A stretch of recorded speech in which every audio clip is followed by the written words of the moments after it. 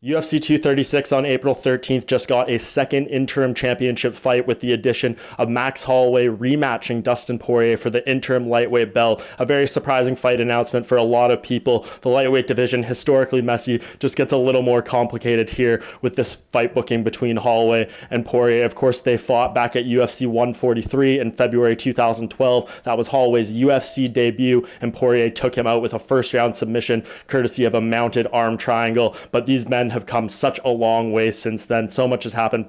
Of course, Holloway, the dominant featherweight champion, now moving up, looking to become the latest champ inside the octagon, and Poirier looking to finally realize that UFC championship dream he's been pursuing for so long at this point. I think this match is awesome. I don't know how you could actually hate on the matchup itself. It's just the timing, the circumstances are a little bit crazy. Everyone's going to be asking the moment this is booked, what about Tony Ferguson? What about Tony Ferguson? He probably should have been in this fight, but according to ESPN's Brett Okamoto, he was not that interested. He declined the matchup, in fact. So where does that leave the UFC? It leaves them to book this fight, and that's apparently what they wanted to do. A very compelling matchup, like I said, on paper, but are the circumstances right for it? Nevertheless, we are getting it. These two meeting off in what will be the second interim title fight on UFC 236. Of course, we have Israel Adesanya and Kelvin Gastelum as well. And I think in terms of the actual matchup and making an interim lightweight title fight, it's probably what they had to do, right? Khabib Nurmagomedov is not willing to fight until at least November, when his teammates